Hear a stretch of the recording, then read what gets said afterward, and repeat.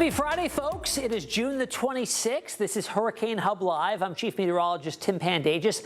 Let's get right into it. Our headlines for today is still an all quiet in the Atlantic. That's not a surprise this time of the year. June is typically quiet. We did already squeeze out, of course, Arthur about a week and a half ago, our first named storm of the season out in the Atlantic basin. Next 7 days, nada happening.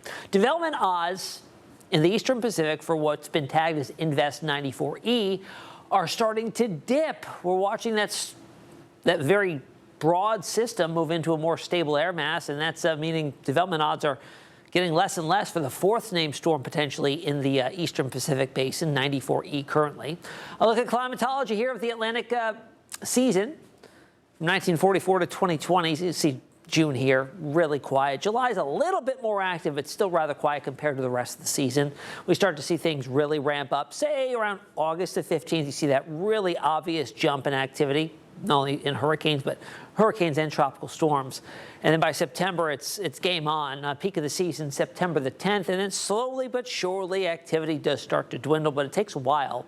It's not usually until the middle part of October that activity really starts to drop, but still you can have some pretty potent systems coming out of the main development region in the Atlantic basin. Again, so far in terms of our name list for 2026, remember there are 6 lists. It's on a rotation, so this is the same list that we used back in 2020. And also back in 2014, when Arthur actually was a Category 2 hurricane that hit the Outer Banks of North Carolina. This iteration of it, though, was a weak tropical system, but it did bring big impacts through most of the Gulf Coast areas with lots of rainfall and lots of flooding. So it was impactful regardless of how strong it was. Next up would be Bertha, then Cristobal, Dolly, Edward, Faye, and Gonzalo. Let's see how far we get this season. Again, it is forecast to be a below average season thanks to the rapid onset of what likely will be a very strong El Nino out in the Pacific coast, Pacific waters off the coast of South America. Here's a look at satellite imagery of the Atlantic basin, really void of much in the way of even any convective features at all. We got to go all the way south to the intertropical convergence zone here. Big reason for that is a big stable air mass and lots of dust coming off the Saharan desert off the coast of Africa and moving its way westward along the trade winds. And some of that dust is actually making it up into parts of the United States. I'll show you that in just a second. But tropical formation in the basin, not expected over the next 7 days. In fact, the Climate Prediction Center puts out 2-week outlooks that takes us all the way into the middle of July, and even that has still nothing. So it's going to be the basin's going to be asleep for a while, I think. So here's a look at the Saharan dust. We've got this plume here that right now is situated over the Caribbean. Watch as it builds into the Gulf and then gets picked up and lifted north and moved over southeast Texas. So they're going to be looking for some hazy skies there, reduced air quality, reduced visibility maybe. Kind of an orangey sheen to the sky there. If you've ever seen some of that Saharan dust work up over where you live, it's pretty interesting there. And then it builds all the way up into the north and kind of dissipates, but there is a whole lot more. Look at this sizable plume here coming off the coast of Africa, sitting over the middle of the Atlantic. By the time we get past the 4th of July holiday weekend, and that'll expand its way westwards, and this is a big reason why we're not seeing activity out in the basin, and it's not uncommon. This is exactly what we expect this time of the year. This works to not only deflect sunlight and keep the ocean temperatures from getting all that warm, but it's also dry air in the mid-levels, and you need a moist atmospheric profile for tropical systems to really get going. You just don't have that right now. So how does the Saharan dust make its way across the Atlantic? I mean, it's on the ground. How does it get ejected and lifted aloft and then moved west on the trade winds? Well, you've got the Saharan, and then south there you got an area called the Sahel. This time of the year you get these tropical air masses that build up thunderstorms. Those thunderstorms, those monsoonal storms, then collapse, and those downburst winds then build off to the north, and they pick up some of that dust. They kick it up into the atmosphere. Once it gets aloft, it gets picked up from the trade winds moving off to the west and carried thousands and thousands of miles, and eventually they do make its way all the way across the Atlantic into the Caribbean, and as you saw there, likely up into the United States, and that's not uncommon either. We see that multiple occasions throughout the season, throughout the first part of the season, until those dust plumes begin to gain latitude and they clear the main development region, and then it's open for business. And usually that starts by the end of July, so about another month or so. Sea surface temperature anomalies, we're starting to warm things up, but this area here, the main development region, is not all that warm. In fact, you've got some pockets of below normal anomalies there. Subtropics, though, that's a different story. Very warm waters there, matched with cool anomalies well off to the north. Now, in the eastern Pacific, very obvious onset here of the El Nino signature. Very warm waters along the equatorial waters of the Pacific, off the coast of South America. And that also leads to a very warm eastern Pacific basin, which is forecast also to have above normal activity this year, thanks to the warm waters. All right, sea surface temperatures, actual sea surface readings, really starting to see the eastern Gulf warm up fast. We're now into the middle to even upper 80s as you get closer to the west coast of Florida there, and even the far western Gulf starting to see temperatures into the middle 80s. Caribbean, as you get closer to the south coast of Cuba, in the mid 80s there, mid 80s pretty much throughout the entirety of the Caribbean Sea and the southwest Atlantic. Look at the, what do we call this here? Well, I'm losing my train of thought, but the fetch of water here coming in from the south, bringing up some very warm waters there up along the southeast coast of the United States. Still water temperatures well off the coast, though, in the mid-80s, and that stretches all the way up to the coast of North Carolina. So that's going to keep things nice and warm there along the coast and the beaches there. All right, in June, we have all of these three areas that are open for activity, where we typically find activity: in the Gulf, the Western Caribbean, and the Southwest Atlantic. However, we're a week away, less than a week away from the start of July, and we do open up a new part of the basin. And that's going to be the main development region, at least the western part of it. The rest of it doesn't really start to open up until we get to the end of July and into early August. But this could set us up for seeing some storm development there, and it just has a longer period of time to develop over, if the conditions are favorable, better atmospheric conditions. And then they build into the Windward, Leeward Islands, and then they could make it into the Caribbean. All right, the main development region overall, what is it? Well, it's an area of the Atlantic basin that stretches pretty much, I guess you could say, from the far eastern Caribbean all the way to the east to the Cabo Verde Islands. Now, this is the area that's favored for tropical development, and a lot of times this gives birth to our long-track major hurricanes. We call that the main development region. Opens up mid-July all the way through September, right through the peak of the season. Now, there have been some MDR storms in June. Now, if you go back just 2 years ago, in 2024, we did have Beryl, which was the earliest Category 5 storm on record. That developed in the MDR. In fact, that was the farthest east in the MDR that we have on record here. And of course, that tracked all the way into the Caribbean, made it to a Category 5 in the Caribbean. And then thankfully, by the time it made landfall in the U.S., southeast Texas, Houston area, it was down to a Category 1. But of course, still did bring some impacts. But you notice here in the last decade, there has been several June MDR storms, so that part of the basin is getting active a little earlier in recent years. In 2021, we did have Elsa. That was a tropical storm. And then we had Brett in 2023 as well. Brett also in 2017. In fact, this is an interesting Brett. This is the year that the National Hurricane Center introduced PTCs, potential tropical cyclones. And the first issuance of that was for what the storm that would eventually become Brett in 2017. So Brett is the PTC, the first in its class of the PTC. Go back to 1979, Anna, and then we got to go all the way back to 1933 to Trinidad. So that was before they were even naming storms. This was just tagged as Trinidad, 1933. All right, I talked about the CPC outlooks, Climate Prediction Center outlooks, going out 2 weeks. So we'll go out the first week of July. Nothing in the Atlantic basin.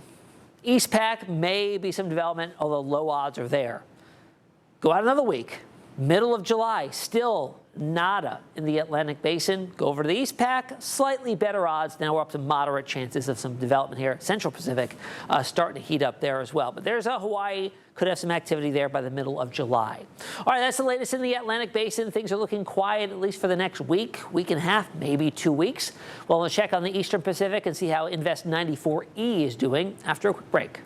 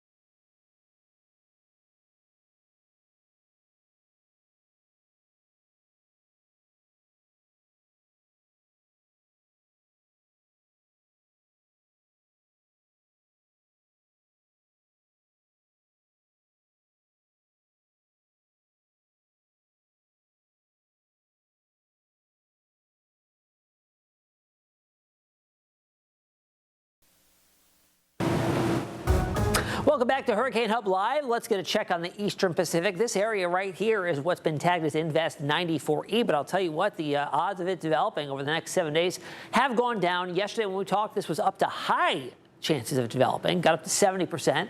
Today it's been slowly downgraded. It was 60% earlier in the morning. Now it's down to 50%. You can see it's kind of disheveled, very spread out, very disorganized, and moving into a more stable environment too. So odds now are just 50-50 over the next 7 days of this getting the next name on the list, which would be Douglas. All right, Invest 94E, again, what does that mean? Let's decode it. Invest means investigative area. We got a record number here, so we're at 94, so that means there's already been a 90, 91, 92, and 93 in the Eastern Pacific Basin. Once we get to 99, we just go back to 90. And the letter on the end there, seeing that it's an E, it's a basin indicator, Eastern Pacific. If it was an L, we'd be talking about an investigative area in the Atlantic. Next up would be Douglas, then Alita. Already had 3 named storms, Amanda, Boris, and Christina. All 3 of those made landfall and impacts through Mexico. All right, the East Pac season is forecast to be a strong one or be an active one. On average, we see 15 named storms, 8 hurricanes, and 4 majors. This year, the range from NOAA is 15 to 22, 9 to 14 hurricanes, and of those 9 to 14, 5 to 9 majors. So activity should ramp up there pretty significantly over the coming weeks and months. Seasonal scorecard again still stands at Arthur at 1 in the Atlantic and 3 in the Eastern Pacific. All right, that's the latest on the East Pac. Coming up in a little bit, in a little while, we'll have Hurricane Hub trivia and some other cool tidbits after a quick break.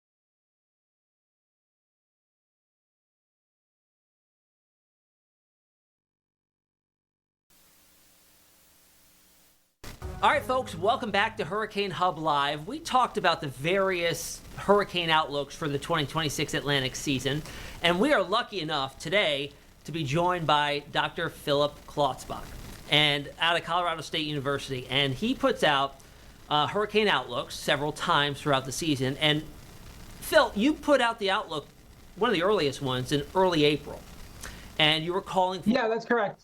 An average or a little bit below average season, right? But today's a big day for you and your team.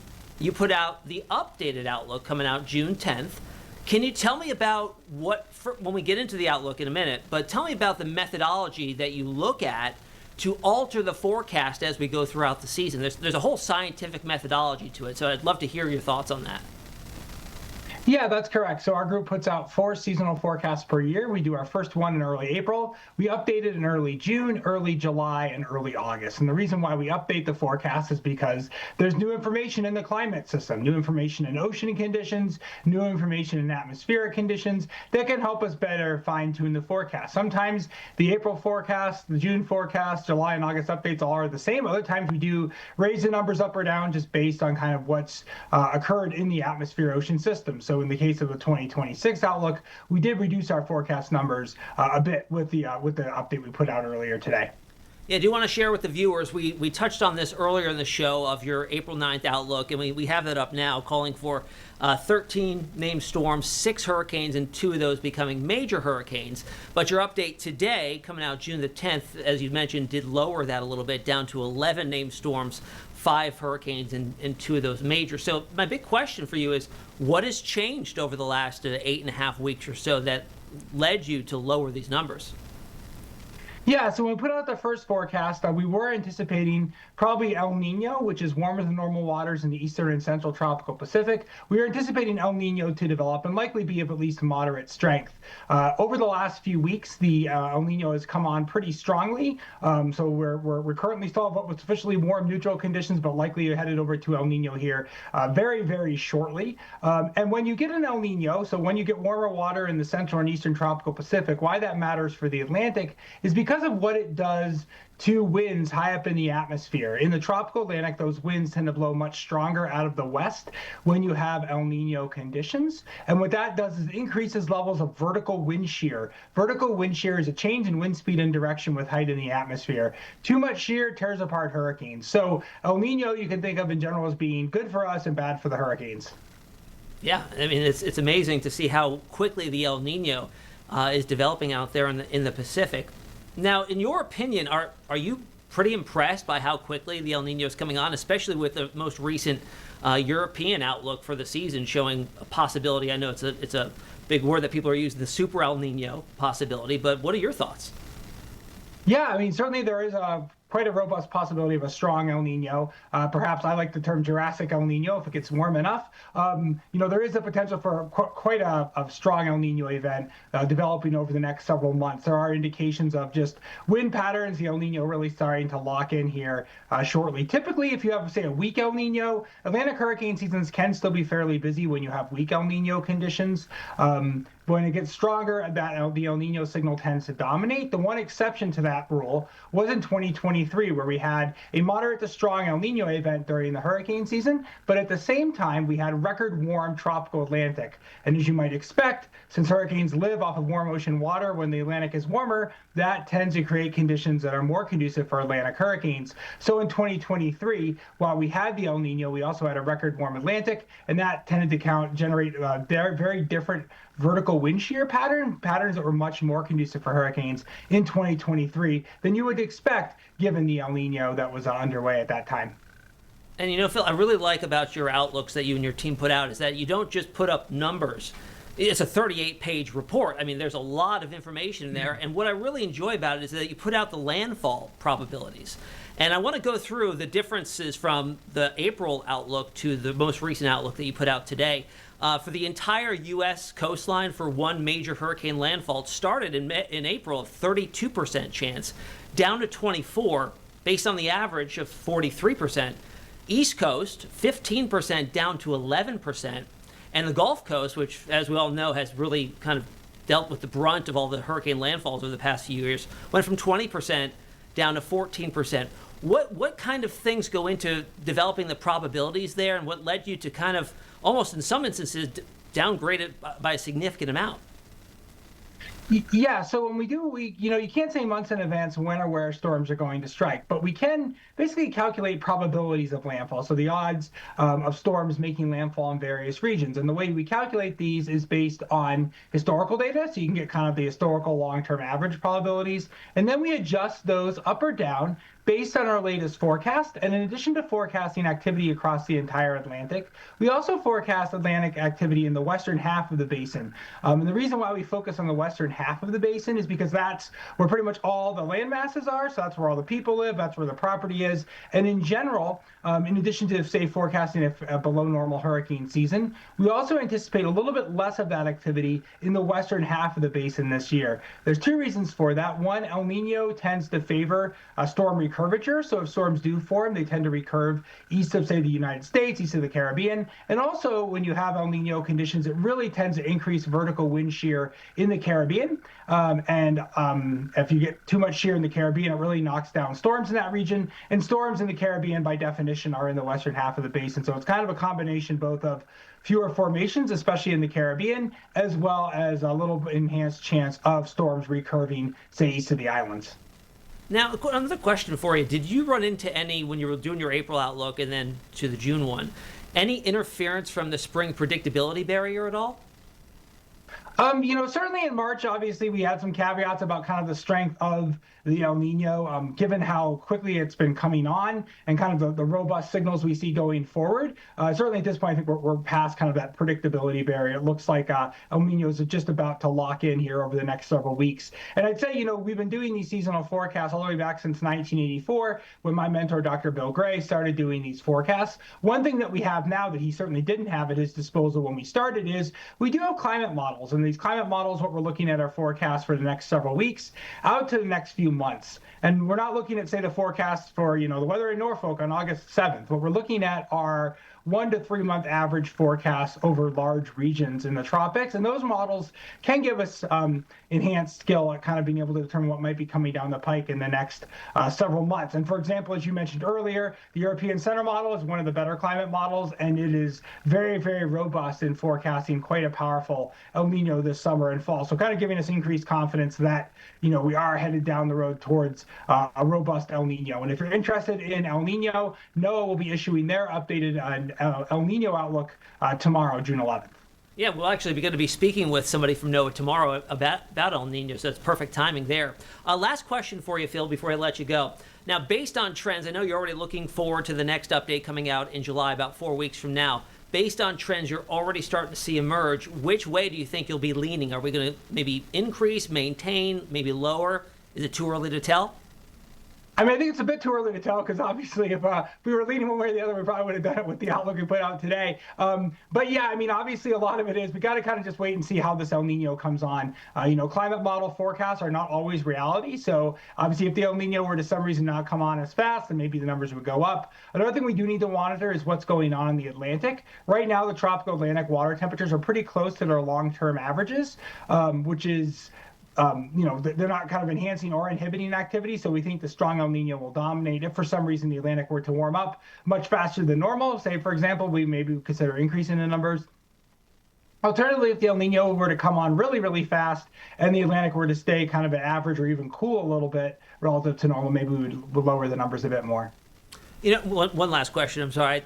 But do you see any correlation depending on how strong the El Nino is and the feedback from the atmosphere actually acting like an El Nino scenario? Is there a difference in how long that takes to kind of come to fruition, depending on the strength?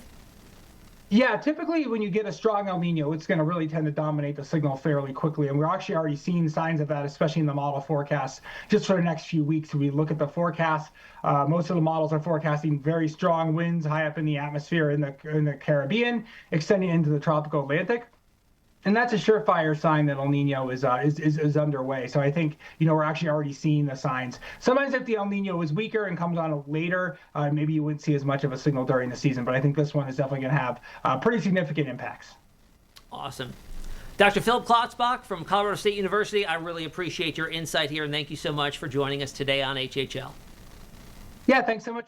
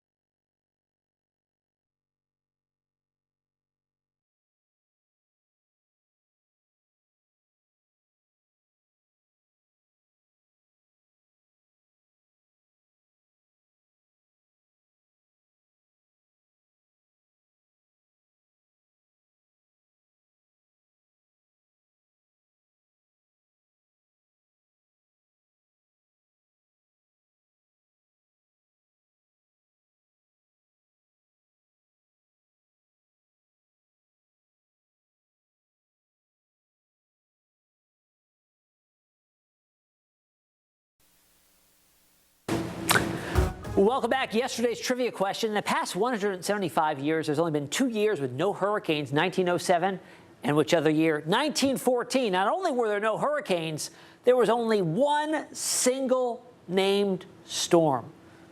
Quite a boring season, if you ask me, back in 1914. All right, that's all we have for you tonight on HHL. Hope you have a great weekend. We'll see you back here, not tomorrow, Monday at 8 p.m.